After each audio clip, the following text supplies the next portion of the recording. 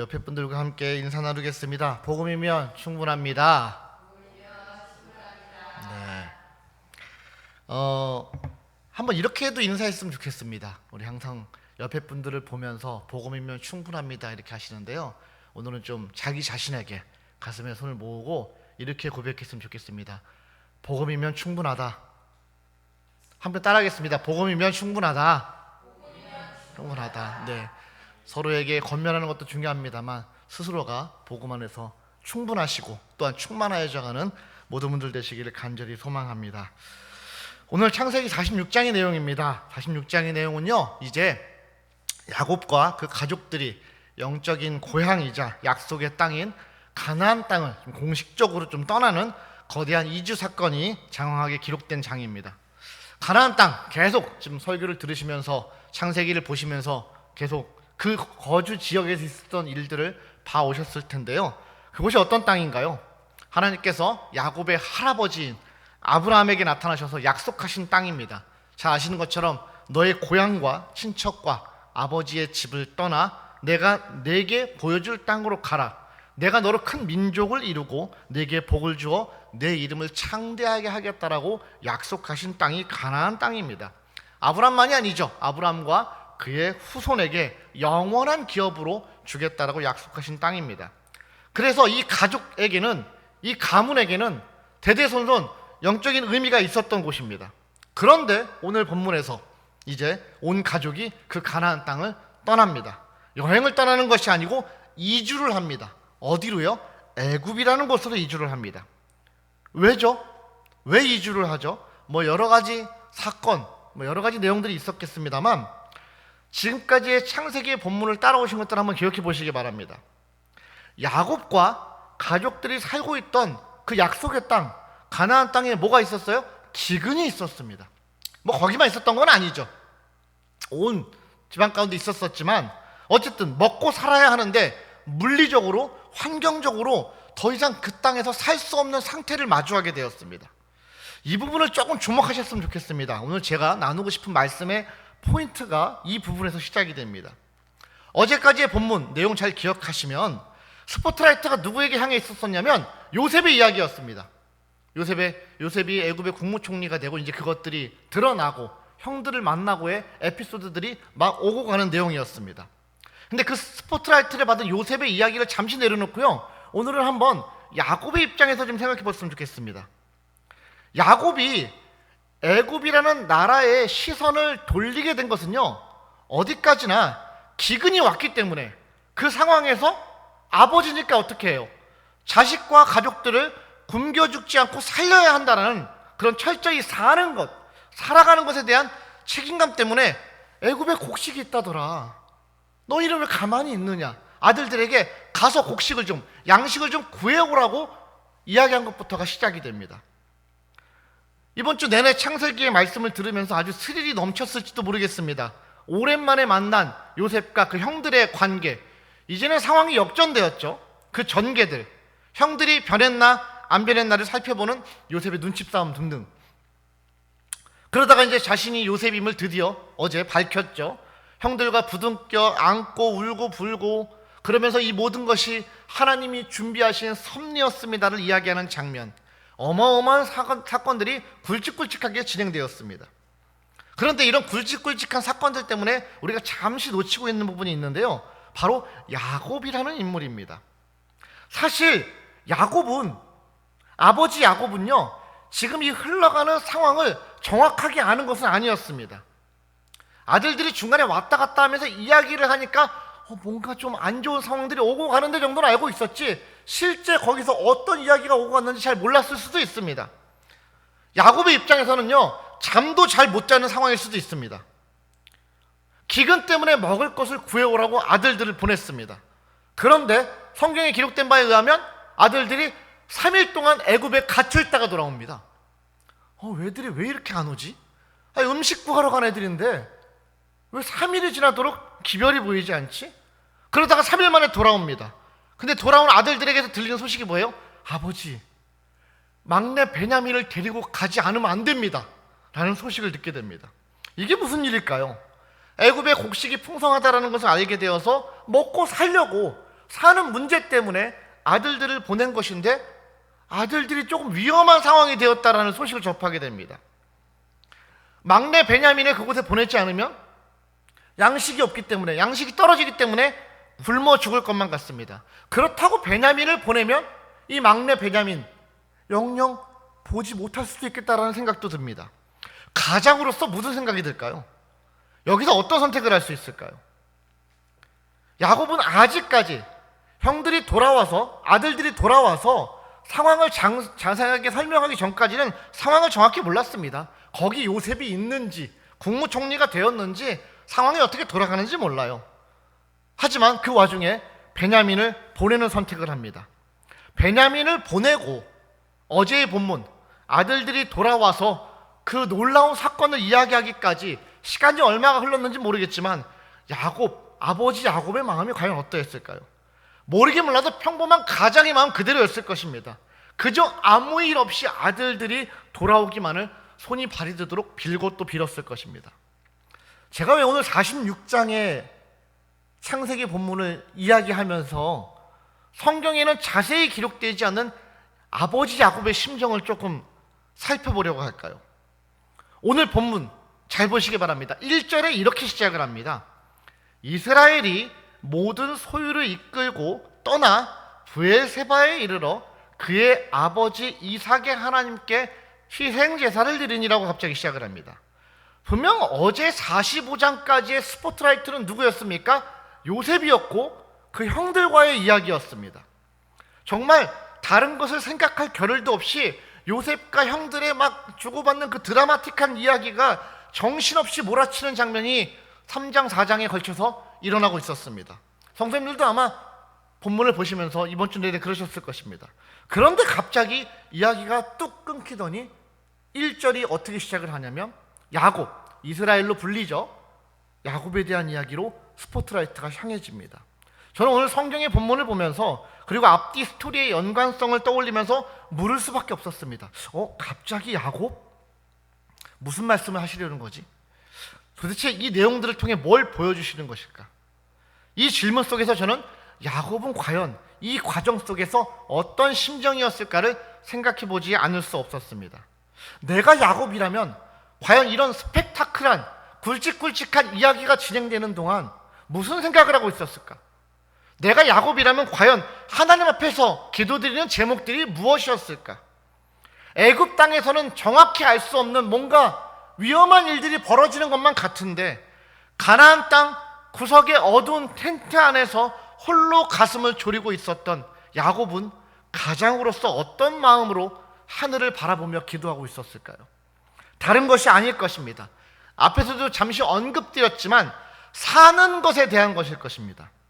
가나안 땅에 거주하고 있지만 기근으로 인해 살 수 없었고 그래서 사는 문제 때문에 아들들을 애굽으로 보냈던 것이고 그런데 뭔가 알 수 없는 일들에 아들들이 휘말리게 되면서 아들들이 살아있는가에 대해서 걱정할 수밖에 없었고 겨우 아들들이 돌아왔지만 다시 막내 베냐민을 보내야 하는 그 선택 가운데서도 내 아들들이 살아 돌아오기만을 뜬 눈으로 밤을 지새며 기도할 수밖에 없었던 야곱의 마음은 사는 것, 살아있는 것에 집중되어 있었다는 것입니다.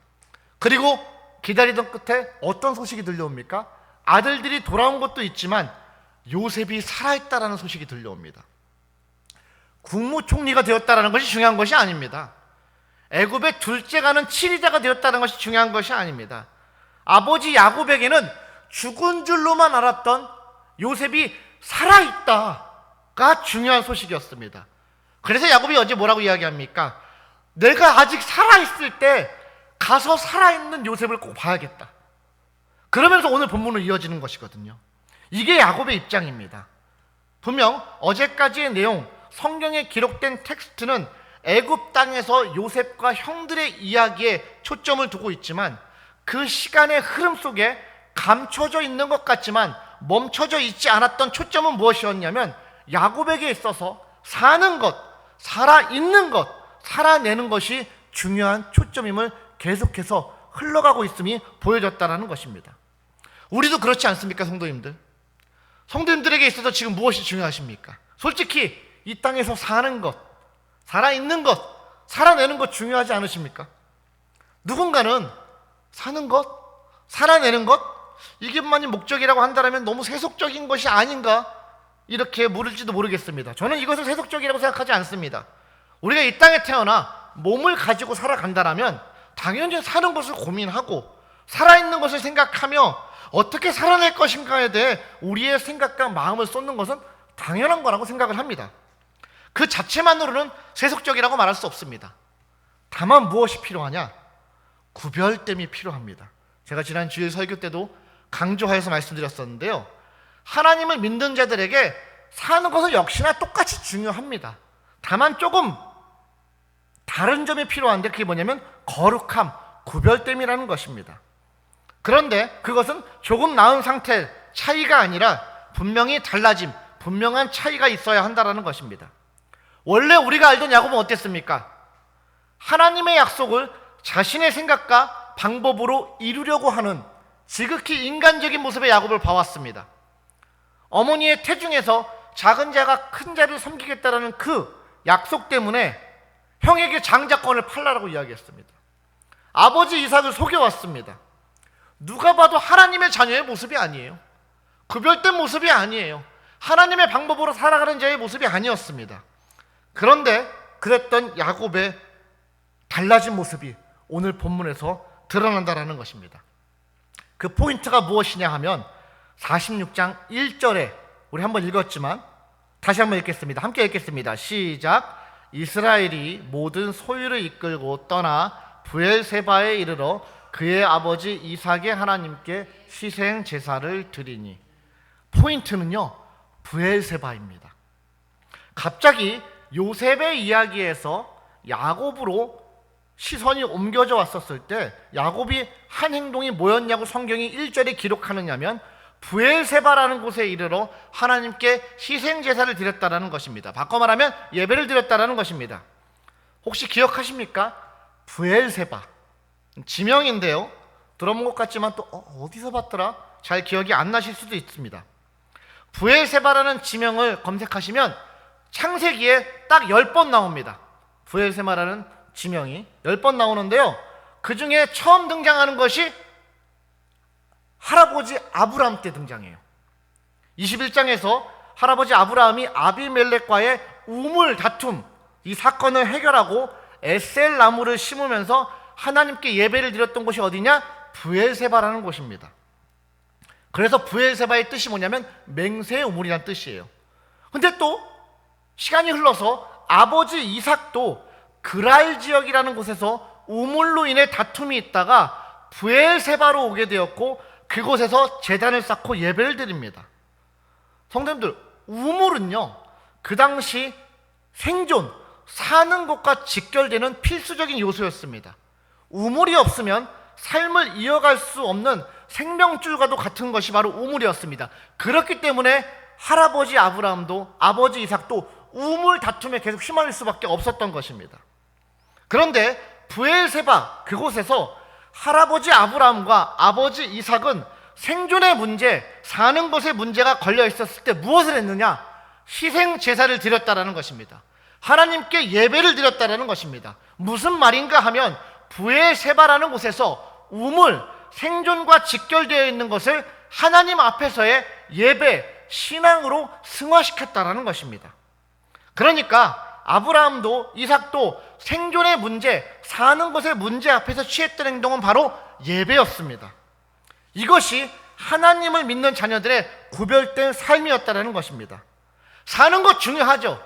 사는 것 중요한데 사는 것 중요하니까 사는 것의 근원이신 하나님께 집중하는 것, 그것이 다름이었다라는 거예요. 그것이 구별이었다라는 겁니다. 그것이 거룩이었다라는 것입니다. 하나님의 자녀라고 우물이 안 필요한 게 아니에요. 똑같이 우물이 필요한데 그 우물 가지고 다툼을 하고 생존권에만 집중하는 것이 아니라 이 생존권이 중요하니까 그 생존권의 주도권을 갖고 계신 하나님께 집중하는 것이 할아버지 아브라함과 아버지 이삭을 통해 브엘세바라는 곳에서 드러났다라는 것입니다. 그런데 오늘 본문에서 야곱이 어떻게 합니까? 이제 초청을 받고 애굽으로 온 가족이 가야 할 것인데 애굽으로 가기 전에 1절은 말합니다. 브엘세바라는 곳에서 아버지 이삭의 하나님께 희생제사를 드렸다. 사실요, 그냥 가도 됩니다. 왜냐하면 이 이야기를 들어보니까, 아들들이 들어와서 하는 이야기를 들어보니까 이거 누가 봐도 하나님의 섭리처럼 보입니다. 인간의 눈으로 보기에는요, 지금 뭐예요?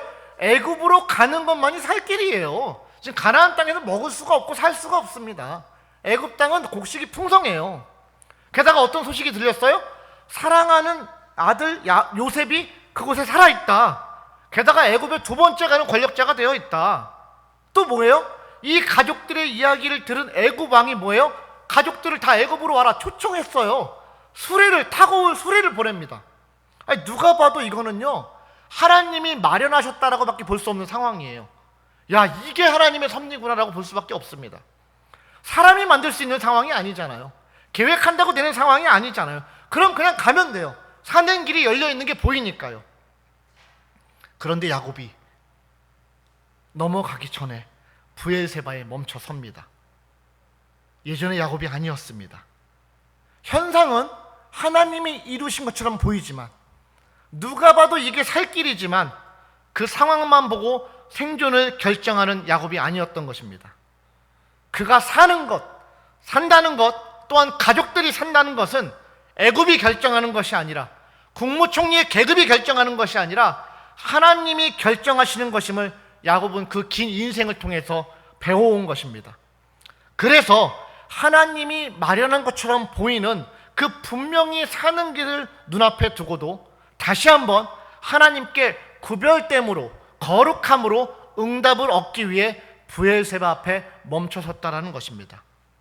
그리고 그렇게 희생제사를 드리자 결국 할아버지 아브라함과 아버지 이삭이 들었던 그 음성을 3절에서 듣습니다. 우리 3절 함께 읽도록 하겠습니다. 시작. 하나님이 이르시되 나는 하나님이라 내 아버지의 하나님이니 애굽으로 내려가기를 두려워하지 말라. 내가 거기서 너로 큰 민족을 이루게 하리라. 아멘.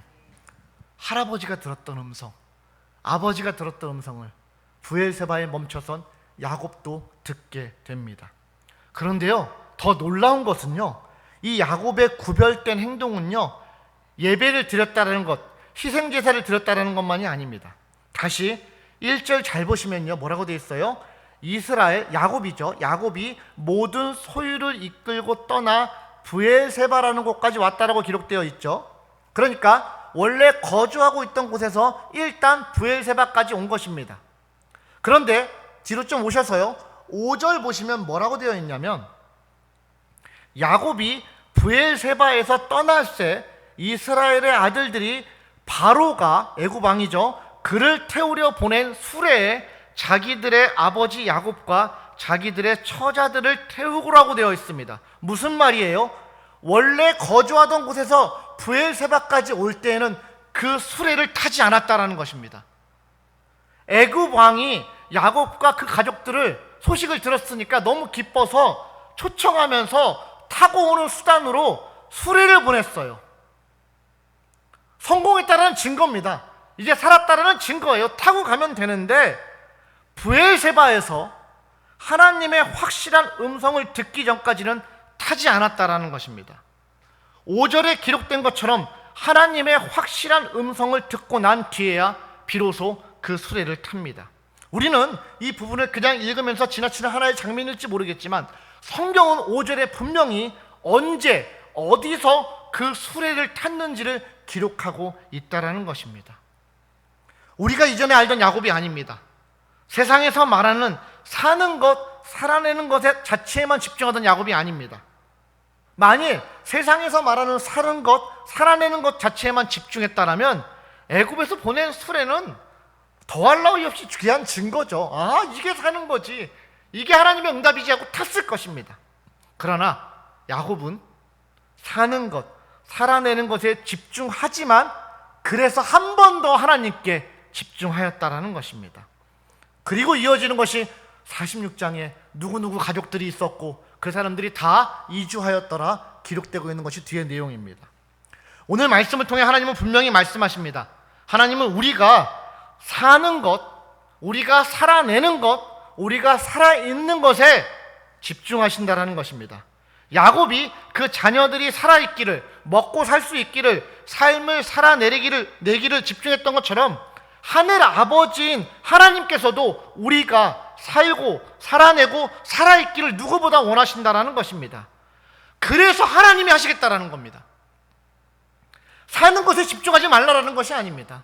오늘 이 아침, 이 새벽에 또한 예배를 드리시고 또한 일터로 가시는 성도님들 계실 텐데, 사는 것 살아내야 합니다. 사는 것에 집중해야 해요.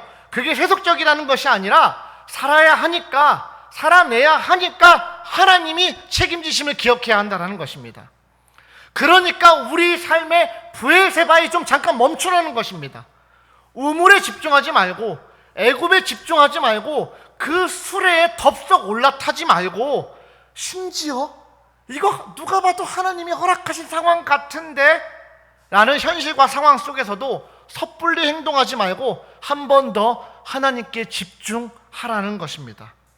브엘세바에 멈춰서 내 삶을 살리시고 내 삶을 살게 하시고 내 삶이 살아있게 하심을 주관하시고 이끌어가시고 말도 안 되는 상황으로 역전시키는 하나님을 한 번 더 기다리는 것, 그런 하나님을 보려 하고 그 하나님의 음성을 들으려고 좀 아등바등하는 것, 그것이 하루하루의 일상에서 우리가 지켜내야 할 신앙이고 구별이고 거룩인 것입니다.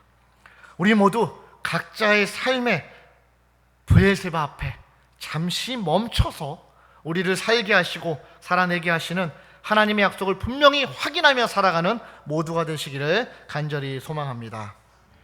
우리 이 시간 말씀을 기억하면서 우리 창세기 46장의 말씀을 서로 교독하도록 하겠습니다. 창세기 46장의 말씀입니다. 제가 먼저 읽겠습니다. 이스라엘이 모든 소유를 이끌고 떠나 브엘세바에 이르러 그의 아버지 이삭의 하나님께 희생제사를 드리니, 그 밤에 하나님이 이상 중에 이스라엘에게 나타나 이르시되 야곱아 야곱아 하시는지라.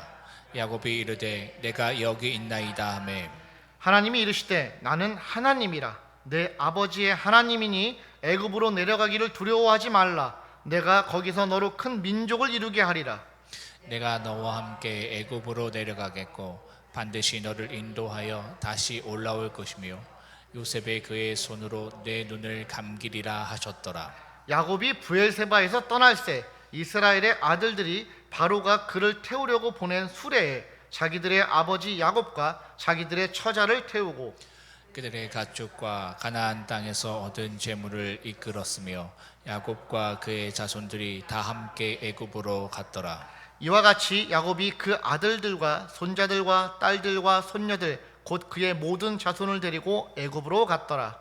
애굽으로 내려간 이스라엘 가족의 이름은 이러하니라. 야곱과 그의 아들들 곧 야곱의 맏아들 루벤과 루벤의 아들 한옥과 발루와 헤스론과 갈미요. 시므온의 아들은 여무엘과 야민과 오핫과 야긴과 스활과 가나안 여인의 아들 사울이요. 레위의 아들은 게르손과 그핫과 무라리요. 유다의 아들 곧 엘과 오난과 셀라와 베레스와 세라니. 엘과 오난은 가나안 땅에서 죽었고 베레스의 아들은 헤스론과 하물이요. 이사갈의 아들은 돌라와 부하와 욥과 시므론이요. 스불론의 아들은 세렛과 엘론과 야르엘이니. 이들은 레아가 밧단 아람에서 야곱에게 난 자손들이라.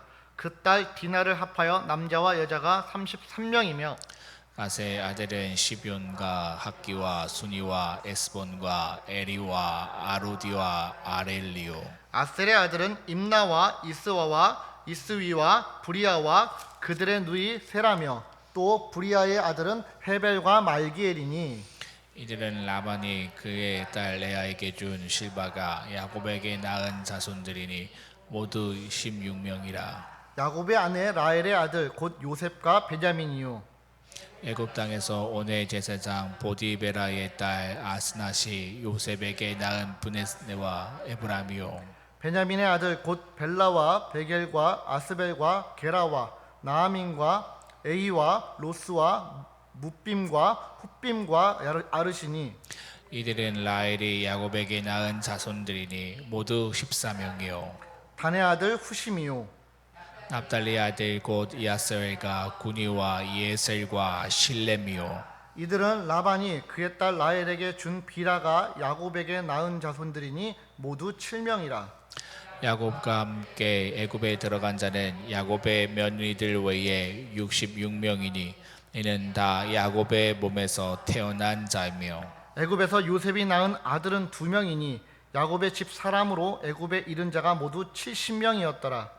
야곱의 유다를 요셉에게 미리 보내어 자기를 고센으로 인도하게 하고 다 고센 땅에 이르니 요셉이 그의 수레를 갖추고 고센으로 올라가서 그의 아버지 이스라엘을 맞으매 그에게 보이고 그의 목을 어긋 맞춰 안고 얼마 동안 울매.